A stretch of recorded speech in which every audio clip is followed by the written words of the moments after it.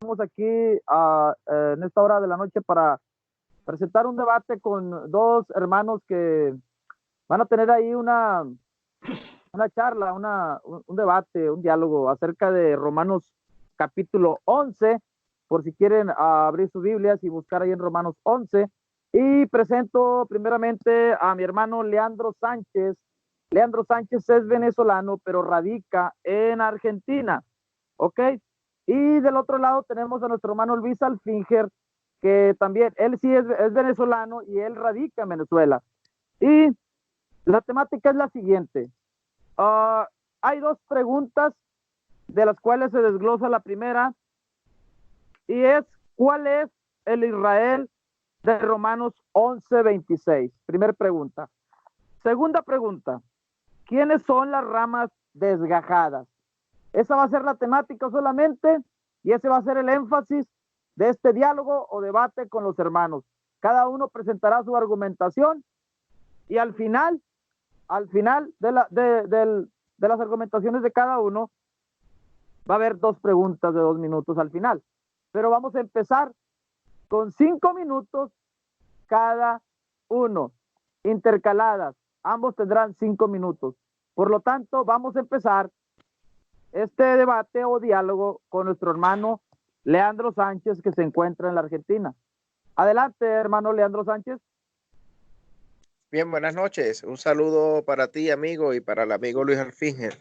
Esperando que tengamos un buen conversatorio y tratando acá de definir lo que son las escrituras, poder ver cuáles son los diferentes puntos de vista. Y como siempre digo, que los conversatorios que podamos tener, debates o como lo llamemos, siempre deben ir en busca de que las personas que nos escuchen, sea de una posición u otra, puedan sacar el mayor beneficio en cuanto a conocimiento, interpretación y pueda ser de bendición para cada uno de ustedes.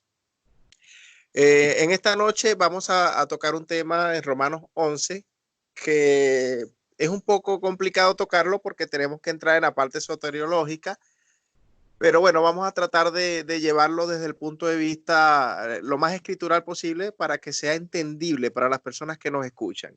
Y aquellas personas que no tengan algún tipo de instrucción en cuanto a este tipo de interpretaciones puedan captarnos, ¿sí? Bien, yo voy a tocar la parte de Romanos 11 desde un punto de vista profético. Dentro de las escrituras o dentro de la parte profética existe una ley que es universal, que tanto para el cristianismo como para cualquier persona que tenga el conocimiento de lo que es el Nuevo Testamento, la gracia, el Nuevo Pacto. Existe una condición que está en el libro de Amós 3:7, que dice que todo lo que tiene que ver con revelación salvífica debe ser antes anunciado por los profetas, ¿sí? Quiere decir esto, o debemos entender que si no existe una revelación dentro del entorno profético, la teología que nosotros propongamos o la interpretación que nosotros propongamos debe ser cuestionada o debe ser puesta bajo la lupa, ¿sí?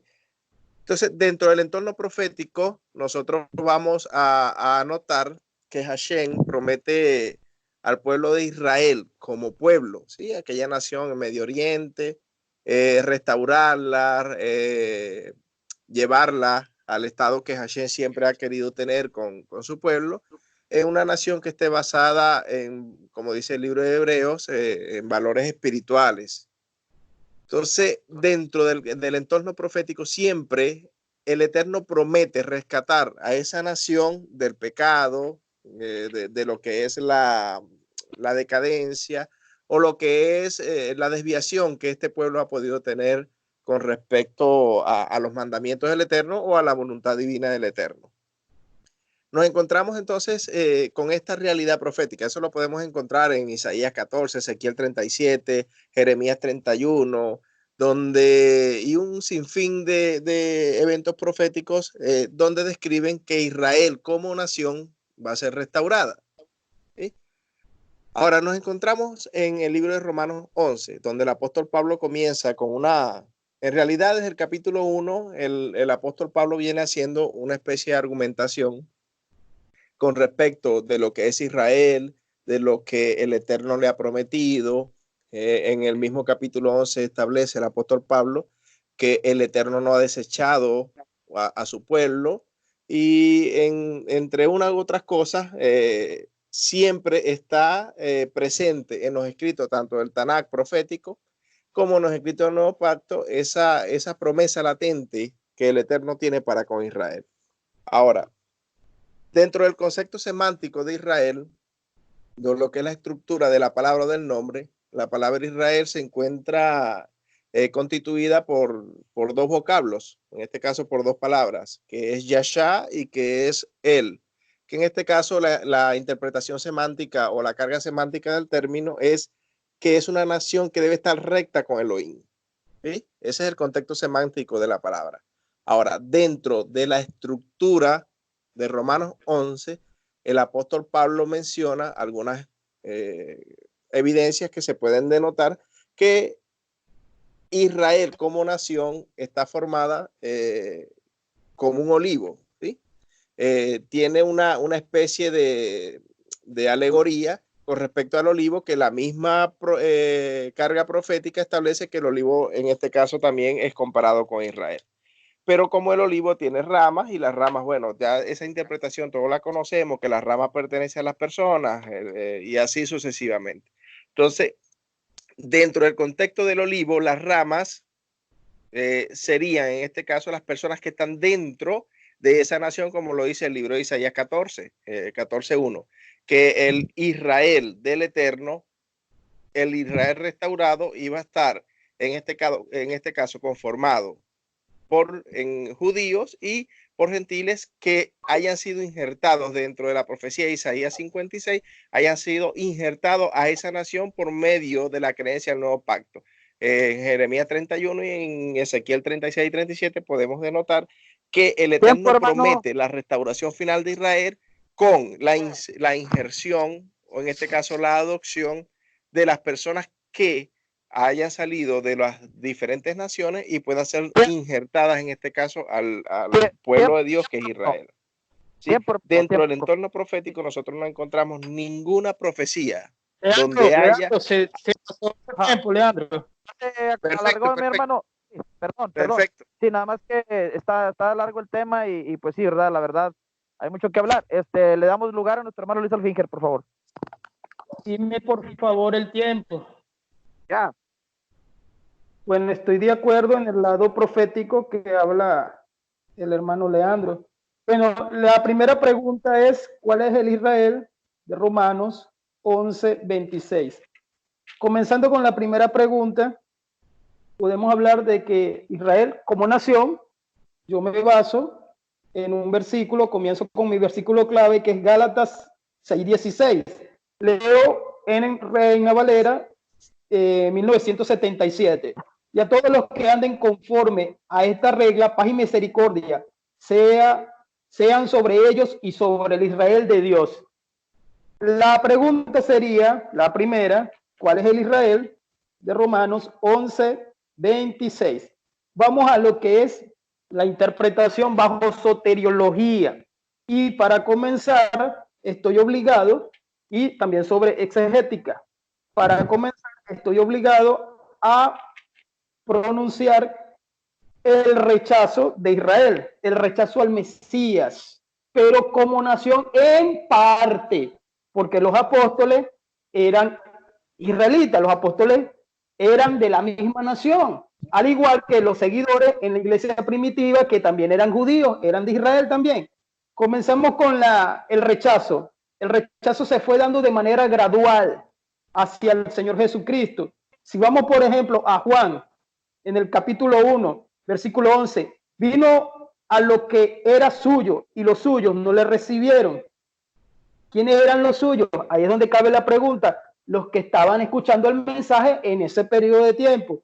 Ahora dice, a continuación, en el versículo 13, los cuales no han sido engendrados de sangre, ni de voluntad de carne, ni de voluntad de varón, sino de Dios. Aquí es donde comienza mi argumentación de que Israel es el Israel espiritual, más no nacional o étnico. De Romanos capítulo 11. el Israel que habla Romanos capítulo 11, 26, porque sí, lógicamente, como existieron profecías hacia la nación, eso no se niega, no se niega. Por eso es que los apóstoles fueron 12 judíos y en el libro de los Hechos encontramos conversión también de judíos como de gentiles. En el rechazo encontramos que ya el Señor, por ejemplo en Mateo capítulo 21, versículo 43, en una parábola de los labradores malvados, le dice, por tanto os digo, que el reino de Dios os será quitado y será dado a una nación que produzca los frutos de él. Le estaba hablando a sus coterráneos, le estaba hablando a la nación, igual para que nadie me malinterprete. Estoy hablando de judíos y gentiles convertidos. Existen para esta interpretación dos interpretaciones. ¿Cuál es la primera?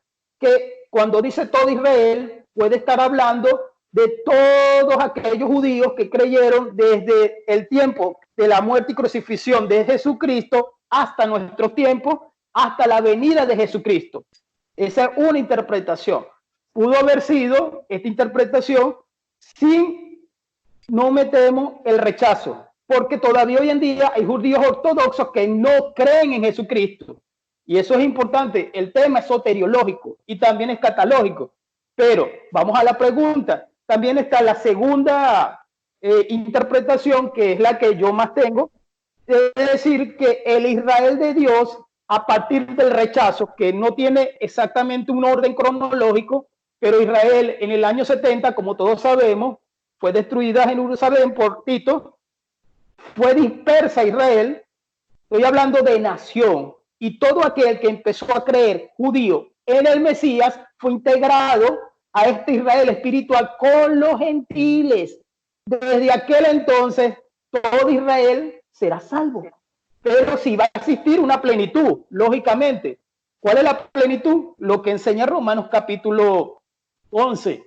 Voy a lo que es, hermano, la salvación de toda este Israel de Dios, porque hay un Israel carnal. ¿Qué está esperando el Israel de Dios? A la nueva Jerusalén. Algunas interpretaciones dicen que estamos esperando gobernar en Jerusalén terrenal, la que está allá en el Medio Oriente, etcétera, etcétera. Todos sabemos esas interpretaciones. Voy a una anotación que tengo aquí referente a Romanos capítulo 11 en el versículo 26. Escuchen bien, hermanos. ¿A quiénes interpretan Romanos 11, 26? Algunos dicen que la conversión es todo Israel, hablando completamente de Israel. Hay algunos que son hasta excesivos, incluyen a los judíos ortodoxos. Eso es imposible, porque la única condición para ser salvo es por la sangre del nuevo pacto, la cual derramó Jesucristo. Este es mi nuevo pacto, en mi nombre. Hasta aquí lo dejo. Hermano, continúa. Dale, Heriberto, por favor. Okay. Hermano Sánchez, adelante. Bien, es muy interesante lo que tú estás tratando de exponer, pero tenemos que entender algunas cosas. Nosotros no podemos empezar a aislar, a interpretar el texto de manera aislada. Fíjate que el libro de Juan, tú señalas que el rechazo de los judíos y ese tipo de cosas, pero estás haciendo una interpretación donde estás uniendo, o donde estás manifestando que las ramas, en este caso, rechazaron al Mesías, y por eso, como las ramas rechazaron al Mesías, Israel cambia de una condición terrenal a espiritual. Bueno, eso en las escrituras, Israel espiritual y Israel terrenal tiene una convicción dentro de la carga semántica del término, como te expliqué. Y eso no lo explicó, el primero que lo explicó no fue ni Pablo, no fue ni Yeshua, no fue ni Jesús. Eso lo explicó fue un judío llamado Hillel, que era uno de los líderes de la casa de una de las escuelas que había en el periodo del Segundo Templo. Hillel determinó que Israel estaba basado en los mandamientos del Eterno y en la voluntad divina del Eterno. Y por eso Israel, la concepción era divina, o la concepción de Israel era un Israel dentro de los valores espirituales. Por eso es que el libro de Hebreos habla que Abraham esperó recibir una tierra con valores espirituales. No dice que esperó recibir una tierra espiritual. Eso de tierra espiritual no existe. La tierra, tierra, y espíritu, espíritu. Los espíritus no tienen nada, cosas materiales o no son tangibles.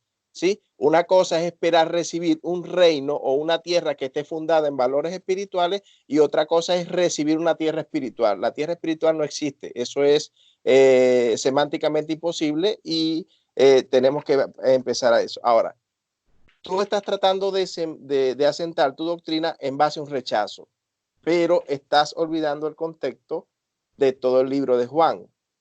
El libro de Juan establece que ese rechazo fue inducido por el mismo Eterno. Y en el mismo libro de Juan dice las escrituras y dice el mismo Señor que él cegó, en este caso, a quienes lo rechazaron.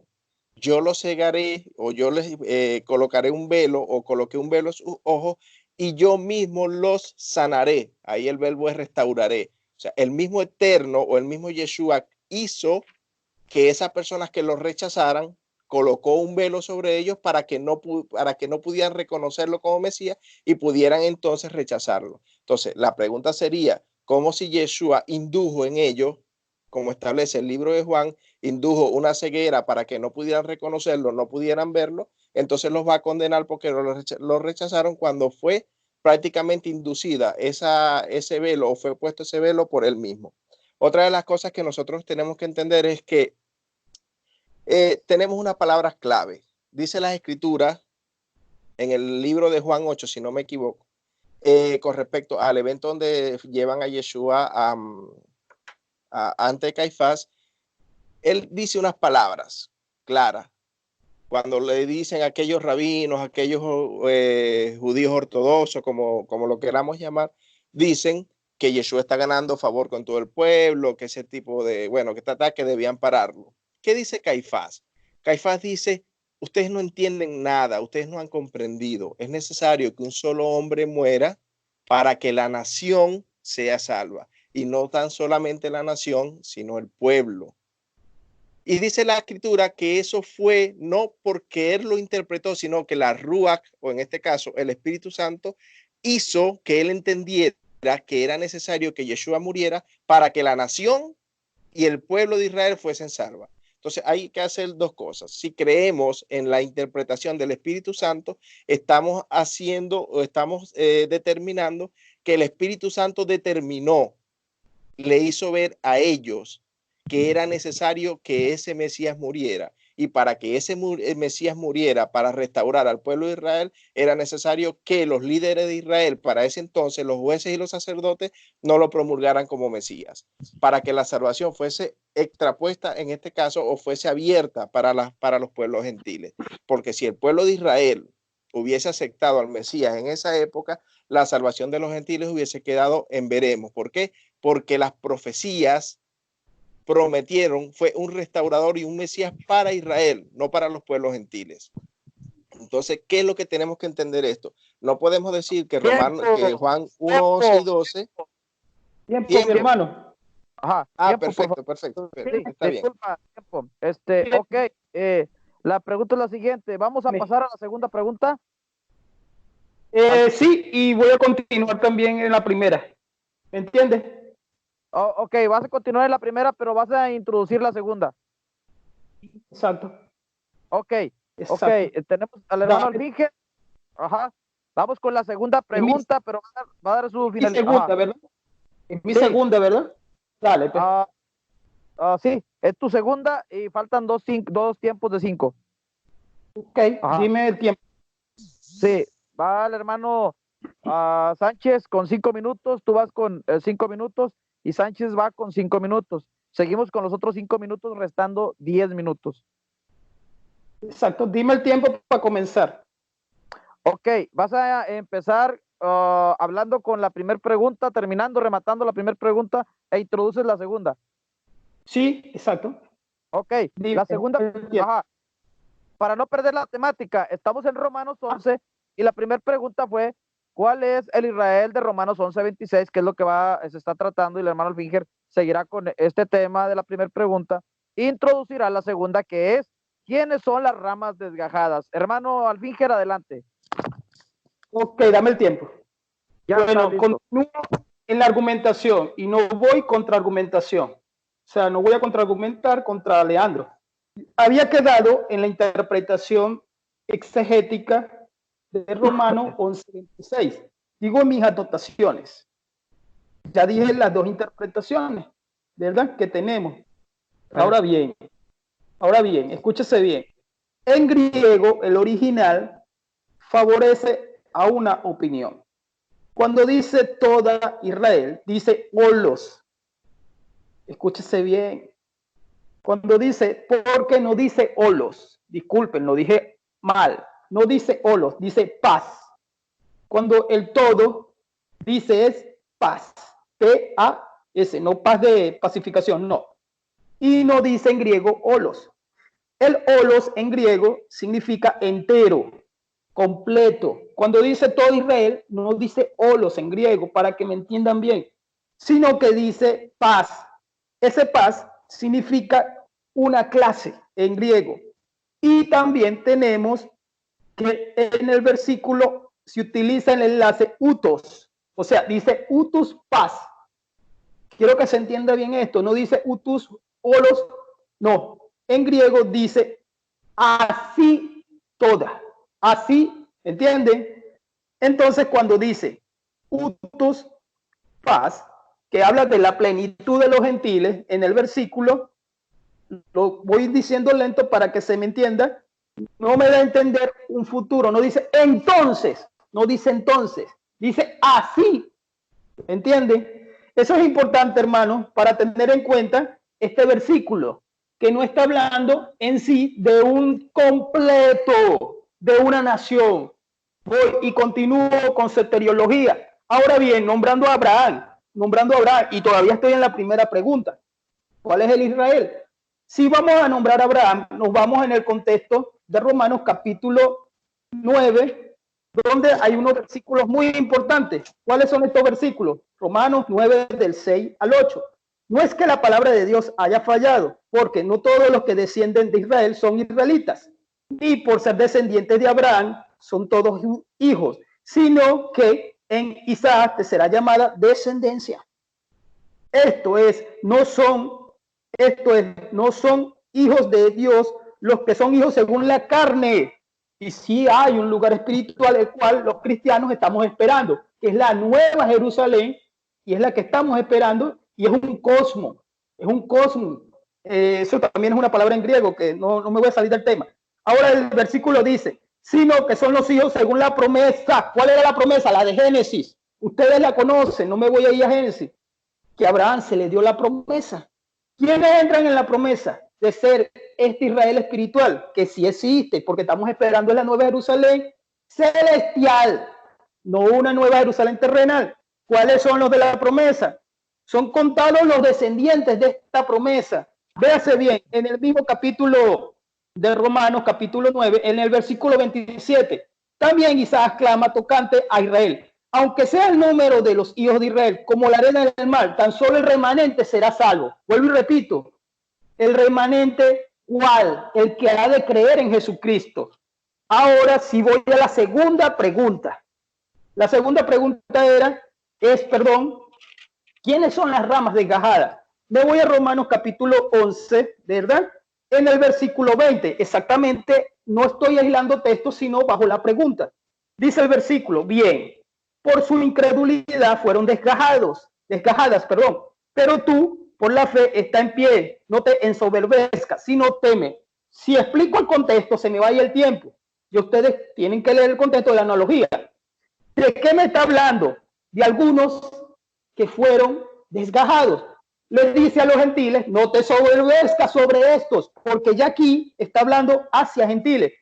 Versículo 13, porque a vosotros os digo gentiles, por cuanto yo soy apóstol de los gentiles, honro mi ministerio, por si alguna manera puede provocar a celos a los de mi sangre y hacer salvo a algunos de ellos. Estoy hablando de lo que decía el apóstol Pablo. Voy a más atrás, que esto es importante. Y aquí, de acuerdo a la pregunta, no es que se les dio una ceguera y ellos quedaron cieguitos, porque estaríamos echándole la culpa a Dios de la condenación de algunos. Entra también los gentiles. Dice la palabra en el capítulo 11. Tiempo, hermano Fischer. Ok, pasamos con el hermano Leandro Sánchez y tiene los otros 5 minutos si le quiere añadir algo a la primera pregunta o si quiere continuar con la segunda. Adelante, corre tiempo. Sí, bueno, primero quiero hacer alguna acotación, ¿sí? Cuando el amigo Luis dice que él va a hablar de los originales, no podemos decir eso, porque sabemos que no existe ningún original, ni ninguna copia original, ni en griego, ni en hebreo, ni en arameo, ni en ningún idioma que nosotros podamos darle el peso de original a los escritos del Nuevo Testamento, ni del Antiguo Testamento. No tenemos ni una sola copia, ni del Antiguo ni del Nuevo Testamento, para decir que tenemos un original y que vamos a hablar desde el original. En dado caso, tendríamos que decir, vamos a hablar de tal MMS o de tal códice del siglo tal, que es la copia que más antigua se tiene. ¿Sí? Tendríamos que hablar desde ese punto de vista.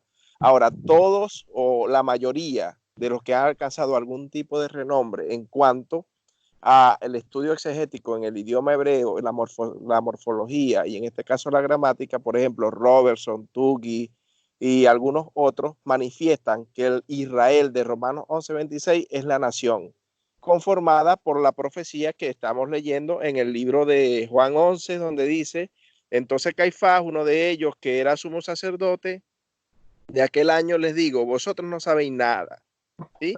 Ni consideráis que os conviene que un solo hombre muera por el pueblo y no que toda la nación perezca.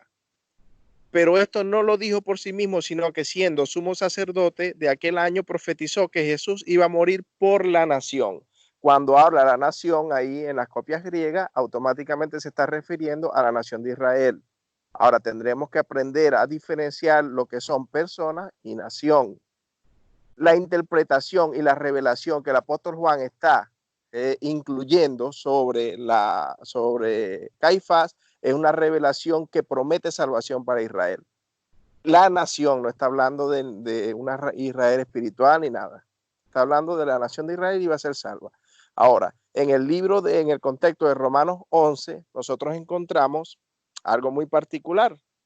¿Qué encontramos nosotros en el libro de Romanos 11? Fíjese, con respecto a lo que dice el apóstol Pablo en uno de los últimos versos, donde dice, ciertamente en cuanto al evangelio, son enemigos por causa de vosotros, pero en cuanto a la elección, son amados por causa de los padres, ¿sí? Que es el contexto de lo que él ha venido hablando. Ahora, tenemos que resaltar este punto de vista. Son enemigos de los gentiles por causa del evangelio, pero son amados por los padres por causa de la elección. Es el contexto de Romanos 11. Y remata el apóstol Pablo diciendo, porque irrevocables son los dones y el llamamiento de Dios. Porque así como vosotros en un tiempo fuisteis desobedientes a Dios, pero ahora en la desobediencia de ellos habéis alcanzado misericordia. Acá está la clave para entender el aspecto soteriológico. Si el pueblo de Israel, o en este caso los líderes de Israel, hubiesen sido obedientes a la voz del Mesías, los gentiles no hubiesen tenido oportunidad de salvación. ¿Por qué? Porque el contenido profético prometía un Mesías para Israel, no para los gentiles. Fue necesario que Israel rechazara al Mesías para que la salvación se expandiera a los pueblos gentiles. Y dice, así también ahora estos fueron desobedientes para que por la misericordia mostrada a vosotros, ellos también ahora alcancen misericordia. Y dice la Escritura, porque todo, fíjense lo que dice la Escritura, porque a todos encerró Dios en desobediencia para mostrar misericordia de todos. Lo que no podemos nosotros negar acá es que existe un misterio donde dice, oh profundidad de la riqueza, de la sabiduría y el conocimiento de Dios. Cuán insondables son sus juicios e inescrutables sus caminos. ¿Qué tenemos que entender? Que es un misterio. Pero el misterio está resuelto en la interpretación que el Espíritu Santo, en este caso la Ruach HaKodesh, establece en Caifás. El Mesías murió por la nación de Israel. Ahora, dentro del contenido profético, los gentiles se salvan es entrando a Israel. Es lo que dice el apóstol Pablo en el libro de Efesios 2. Cuando una persona acepta a Yeshua, compró con su sangre la oportunidad de que estos sean injertados al olivo natural, que el olivo natural es Israel. Y bajo el concepto profético no existe una sola profecía que nos diga que Dios iba a cambiar al pueblo de Israel por una iglesia o por un pueblo espiritual, o que ya no iba a ser la nación de Medio Oriente donde nosotros la conocemos, que ya la tierra prometida va a ser esa? Tiempo, mi hermano. Tiempo, mi hermano. Cristo. Tiempo. Perfecto. Perfecto. Sí, ok. Disculpa. Ok, nos restan 5 minutos de Alfinger. Adelante, hermano Alfinger, y vamos a pasar después a las dos preguntas. Ajá. Las preguntas, ¿quién comienza en las preguntas? ¿Él o yo? Va a empezar, como vamos en la secuencia, tú estás ya introduciendo los últimos 5 minutos y él continúa con las preguntas y así, sucesivamente. Las preguntas, ustedes deciden si las dicen completas las dos preguntas de una vez o separadas, una y una. Debería ser una y una. Muy bien, ok, empiezan los últimos, ok, terminan los 5 minutos y pasa Leandro a la primera pregunta y tú la respuesta y luego él a la siguiente pregunta y luego la respuesta. O sea, exacto, cronológicamente. Ok, adelante, ya tenemos tiempo. Bueno, voy con la segunda, ¿quiénes fueron los desgajados? Y un poquito voy a utilizar mi tiempo para... Nadie está negando que el evangelio sea también para los judíos o para Israel. Pablo dice, y sabemos que el Señor, el Mesías, Yeshua, vino a los suyos, que eran ellos. Y también fue enviado la predicación para ellos. Cuando encerramos un misterio, ya el misterio está revelado. El misterio era el plan de Dios divino, que era un gran misterio. Por eso él lo dice. Voy a lo que dije. No tenemos copias originales. Es verdad, no tenemos originales. Pero ahí dice en griego, utus pos, podemos buscarlo en el Códice Vaticano, el Código Sinaítico. Sería otro tema.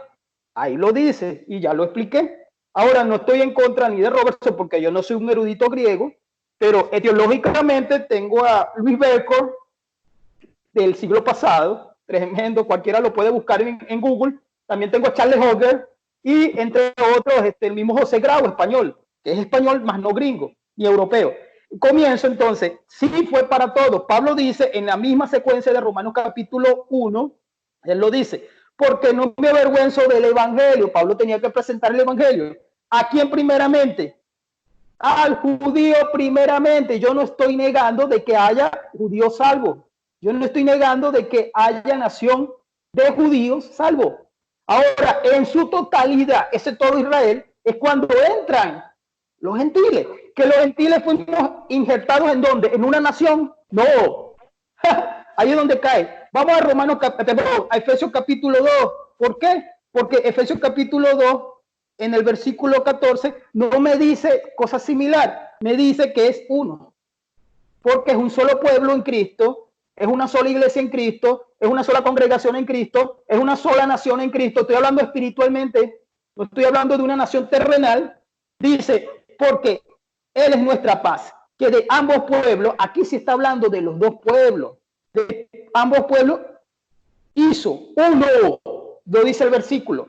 ¿Qué derribó? Ya eso es otro tema, derribando la pared intermedia de separación, ya eso es otro tema. Lo importante es que hizo uno solo. Ahora, en Romanos capítulo 11, donde me había quedado, que eran los textos más importantes referente a la soteriología de Israel, dice a partir del versículo 5, esto es importante que lo leamos. Pues bien, del mismo modo también en este tiempo ha quedado un remanente conforme a la elección por gracia. La gracia. ¿Por qué dice un remanente? Quiere decir que aquellos que no creyeron, cuando encierra un misterio, está hablando del plan de salvación. Eso es lo que está hablando, el cual ya nosotros lo conocemos. Dice, y si, el verso 6, y si por gracia ya no se basa en obras, es porque es por gracia. No quiero enredarme en esto, no quiero quedarme especificado en la gracia y todo aquello, porque vamos a la pregunta, ¿quiénes son los desgajados? ¿Por qué digo todo esto? Por el versículo donde me está hablando, en el versículo 20, ¿quiénes son los desgajados? Por su incredulidad. La pregunta que siempre hago, ¿fe a quién? Fueron incrédulos. O sea, no hubo un Dios que dijo, sé incrédulo, porque eso es un Dios injusto, sino que ellos fueron incrédulos. Dice el versículo, y así por obras, ya no es por gracia, ni de la manera la obra ya no es obra. Versículo 7, ¿qué pues? Lo que buscaba Israel, nación. entiéndase bien, remanente fueron salvos. Aquí se está hablando de la nación, lo que buscaba Israel, no lo alcanzó, ¿me entienden? Pero los escogidos, paréntesis, los escogidos sí lo alcanzaron y los demás fueron endurecidos porque no quisieron creer. No fue un Dios que endureció y porque Dios no es ningún ser malvado, sino que ellos no creyeron. Ya en Juan capítulo 1 se leyó eso. Ahora, cuando me habla del evangelio, no es que nosotros los gentiles le presentemos el evangelio a los judíos y los judíos van a ser nuestros enemigos, no, porque en Romanos capítulo 1 automáticamente Pablo, siendo judío, llevaba el evangelio primeramente a los judíos. Y en el libro de los Hechos tenemos que buscar los versículos infinidades de veces cuando Pablo presentó en las sinagogas el evangelio a los judíos en el Shabbat. Eso lo sabemos porque Pablo era judío. Él presenta con Bernabé, con Silas, el evangelio. Podemos decirlo en el mismo capítulo 1 de el evangelio de Juan, cuando ya lo leímos, hay una normativa. Tiempo, hermano Alfinger, tiempo. Ok, terminamos las argumentaciones de 5 minutos y pasamos a las 2 preguntas, cada uno de 2 minutos. Empezamos con el hermano Leandro Sánchez y tiene 2 minutos para hacer su pregunta, hermano. Adelante, corre tiempo. Bien, esta es mi primera pregunta, ¿sí? La primera pregunta que yo voy a hacer está basada en el libro de Juan, capítulo 12, verso 40, donde el mismo Yeshua dice, ha cegado sus ojos o he cegado sus ojos y endureció su corazón para que no vieran con los ojos y entendieran con el corazón y fueran convertidos. Aún así los sanaré. Esto dijo Isaías porque vio su gloria y habló acerca de él. Mi pregunta, el rechazo de los judíos, de acuerdo al libro de Juan capítulo 12, se debió a que el mismo Dios cerró sus ojos, endureció su corazón, para que no vieran con sus ojos y entendieran que Yeshua era el Mesías, ¿sí o no? Dame 2 minutos. Mi pregunta. Dame 2 minutos, por favor, Heriberto. Dime. Adelante, Leandro, adelante, siga, falta todavía un minuto. Ya esa es mi pregunta. Según lo que está establecido en el libro de capítulo de Juan 12:40, fue Dios el que endureció y cerró el corazón de los líderes de Israel para que no recibieran a Yeshua y no entendieran el mensaje de salvación, ¿sí o no? Dame el tiempo, Heriberto. Adelante, todavía corre tiempo. Ok, escúchese bien. Voy a leer el versículo. Ha cegado los ojos de ellos y endurecido su corazón. Viene hablando de la incredulidad de los judíos. Ok, a ver, permítame tantito. El tiempo no corrió completo. No sé si quiere disponer de esos 33 segundos o si quiere que ya Alfinger conteste, pero ya. Esos 33 pasan con Alfinger y con los dos. Responde, Leandro, por favor. No entiendo, no le entendí lo que él dijo. Le quedaron 33 segundos. Se los cede al Finger porque le van a quedar 33 segundos y 2 minutos al Finger. Sí, mi pregunta está esa. Mi pregunta es esa. Ya él va a determinar su tiempo y mi pregunta está fundamentada en eso. Dice la escritura que Dios cegó y endureció su corazón para que no entendieran en su corazón que Jesús era el Mesías. ¿Sí o no? Pon por favor el tiempo, varón. Dime. Ya le tomé quedan 23 segundos. No sé si ahora sí quiere se lo cedo al amigo al fin. Dame mi tiempo a mí. Dame mi tiempo para responder. Leandro, le quedan 23 segundos. Usted diga lo que tenga que decir. No, se lo cedo. Ya yo hice mi pregunta. Se lo cedo al Finger y que tenga un poco más de tiempo para responder. Adelante, corre tiempo. Juan capítulo 12, donde él está haciendo la pregunta. Vamos a irnos unos versículos más atrás. Él está hablando de Isaías, del profeta Isaías, para que se cumpliese la palabra del profeta de Isaías cuando dijo, Señor, ¿quién ha creído nuestro anuncio? Había un anuncio en este periodo de tiempo y continúa el anuncio del evangelio. ¿Quién ha creído nuestro anuncio? No es Dios que está cegando. El que no creyó, el endurecimiento viene, entiéndase bien, porque ellos no creyeron. Ya cuando una persona, esto es soteriología, hermano. Dios no anda cegando a las personas. porque entonces es un Dios injusto, porque en el día del juicio entonces le van a decir a Dios, mira, tú me cegaste, Dios. Eso sería algo ilógico. El endurecimiento viene después que la persona no cree en Jesucristo. Entiéndese bien esto. Entonces, lo que tiene que decir es que el anuncio se dio, llegó el Mesías y la gente no creyó en el Mesías. No estoy hablando del completo, sino de la parte. Los que creyeron en el Mesías, sí creyeron. Los que no creyeron han sido condenados. Porque tendríamos que hablar del día del juicio. Entonces dice, porque por esto podrían creer, porque también se le dijo a Isaías, o sea, tienen que haber creído porque el anuncio estaba ahí. ¿Quién estaba anunciando? Nada más y nada menos que el mismo Jesús. Entonces no podemos colocar a Dios como una persona o un ser que anda cegando a judíos. O sea, sería un Dios malcriado. Yo no describo a Dios así. Es endurecimiento en parte cuando ellos no han creído a Yeshua. Escúchase bien eso. Endurecimiento en parte porque no creyeron a Yeshua. Ya después que la persona no cree, es como que no quisiste creer, endureció el corazón. Estoy hablando ya en el sentido de creer en Jesucristo. Dime, Heriberto, hasta aquí lo dejo y voy a mi pregunta.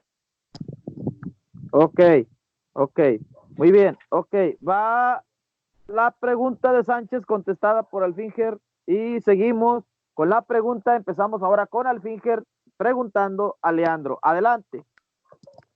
Ok, ¿me escuchas bien, Leandro? Sí, amigo, sí, te estoy escuchando. Mira, adelante.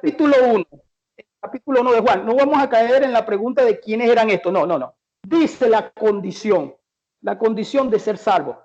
Sabemos bien que es la condición, pero es necesario entender. Y la pregunta mía es, ¿cómo se salva un judío ortodoxo que ya no creyó en Jesucristo? Él murió y no creyó en Jesucristo. Porque aquí dice en el capítulo 1:12, pero a todos los que le recibieron, a los que creen en su nombre, le dio potestad de ser hechos hijos de Dios.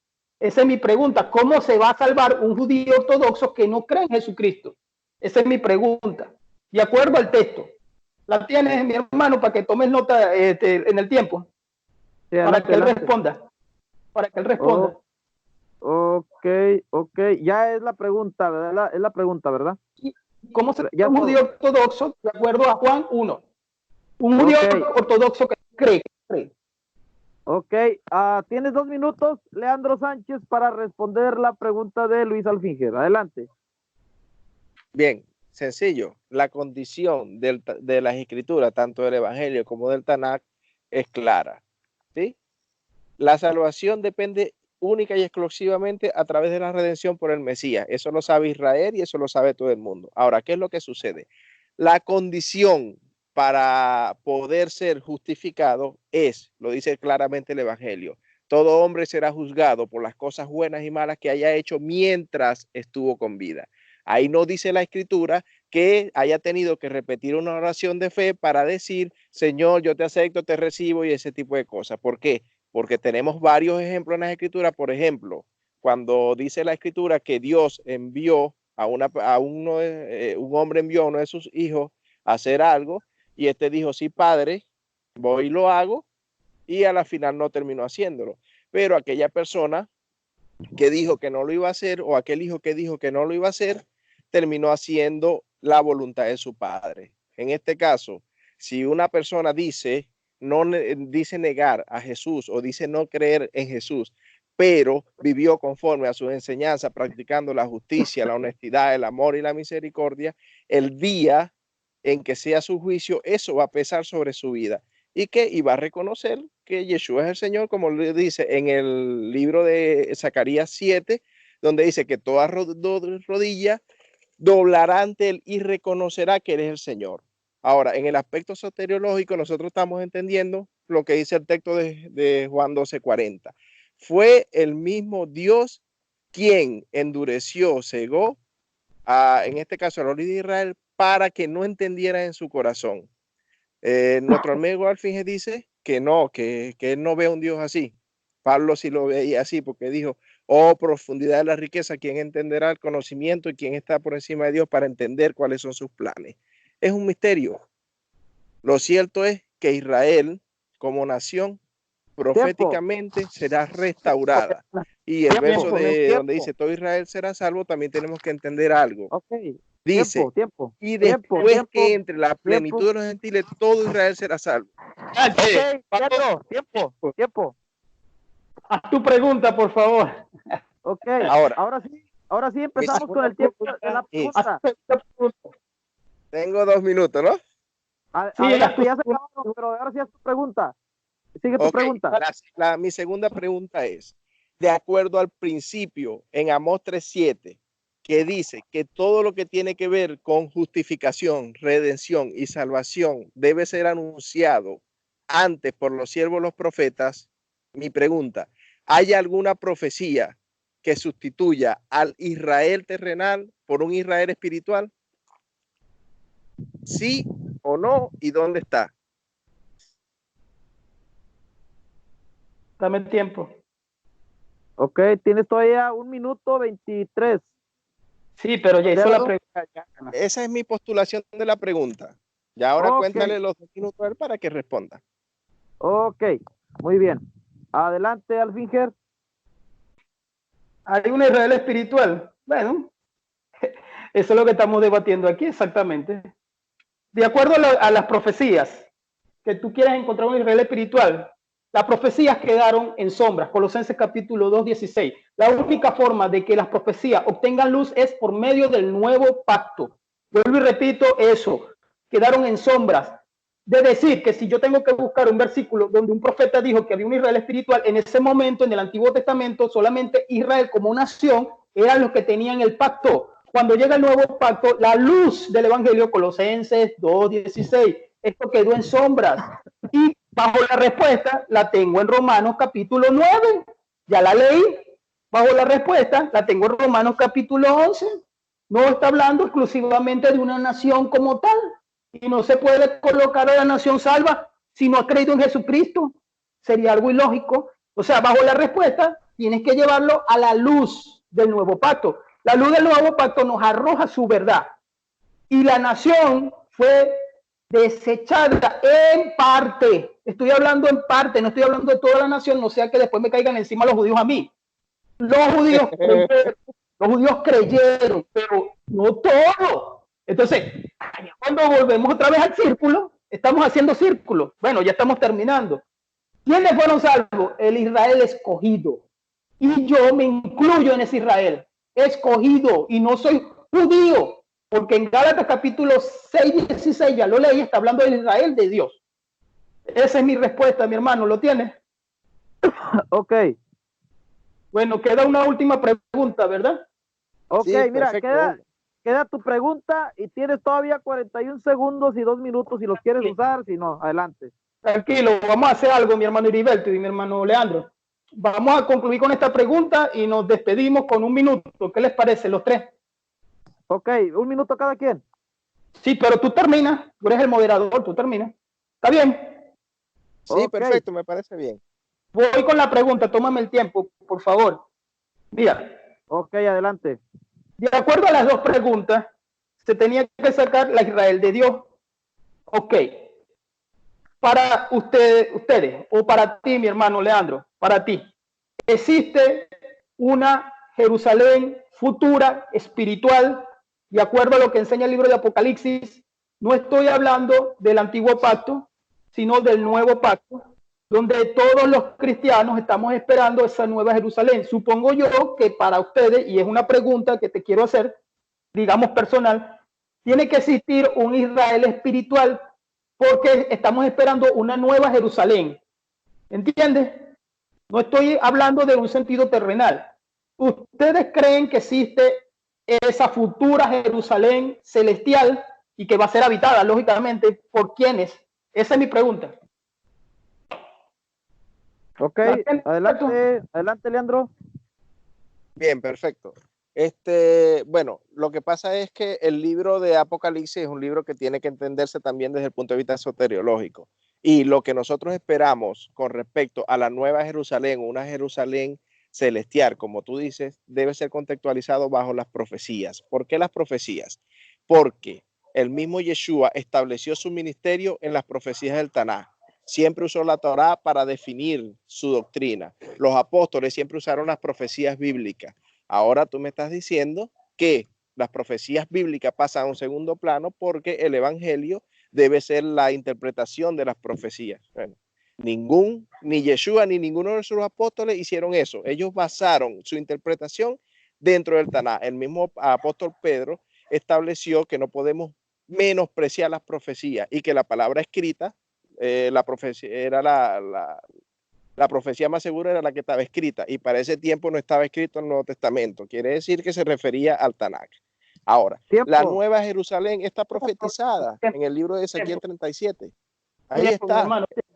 El libro de Ezequiel 37 establece una Jerusalén basada en fundamentos espirituales. Tiempo, mi hermanito. Sí, dale. Listo. Pero ya va, espérate. Es para que concluya el minuto, ¿oíste? Dale el minuto para que concluya. Bueno. Concluye con el minuto, mi hermano.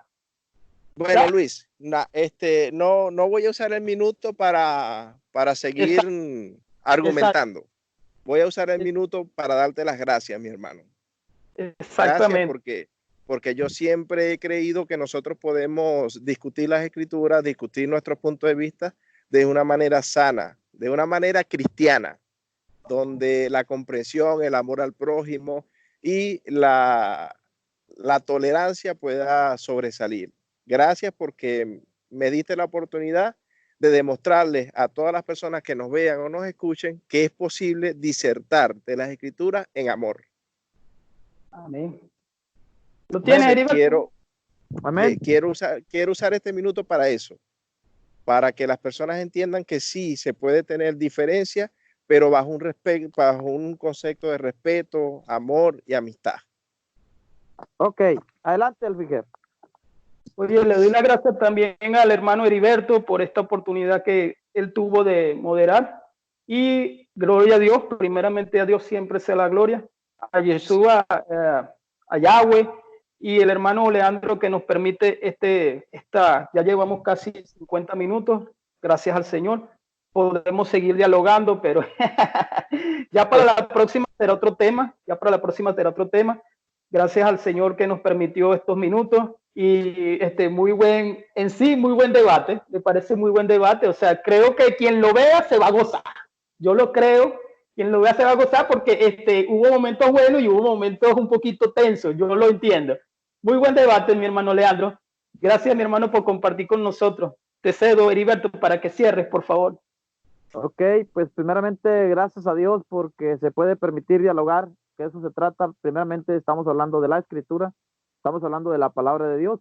Por tal motivo, recordemos que en el Antiguo Testamento se dice que los escribas se lavaban y se limpiaban la boca y se relavaban cuando hablaban de la palabra de Dios, porque era algo santo. Y yo creo nosotros hoy en día debemos de practicar esa santidad espiritual de una manera sobria, con mucha liturgia, con mucho respeto sobre lo que es la palabra de Dios, porque no estamos hablando de cualquier libro. Entonces, cualquiera que sea la opinión de los que vayamos a debatir o hablar de la escritura, debemos hacerlo con ese respeto que se merece la escritura, porque es palabra de Dios, no es palabra del hombre, es palabra inspirada por el Espíritu Santo a través de los santos profetas y de los santos apóstoles y de los santos creyentes que han estado escribiendo a la historia de la iglesia, ¿verdad? Todos los mártires, toda la gente que ha sufrido, ha pagado con precio, con su vida, y por tal motivo nosotros debemos de honrar la escritura por todo lo que ha sucedido en la historia de la vida y de la iglesia primitiva y de la reforma, de la posreforma y de la reforma y después de la reforma. ¿Por qué? Porque el pueblo de Dios necesita escuchar gente que debata la escritura, no gente que pelee y que quiera defender su posición a como dé lugar. Entonces la palabra de Dios es espiritual, nosotros somos carnales y por tal motivo lo carnal lo debemos de sujetar a lo espiritual. Y pues damos gracias a Dios por este debate y esperemos que sean muchos más y que sean de esta misma manera y de esta misma calidad para glorificar el nombre de Dios. Por mi parte es todo y estoy agradecido con Dios por ustedes dos. Bendiciones, paz. Amén.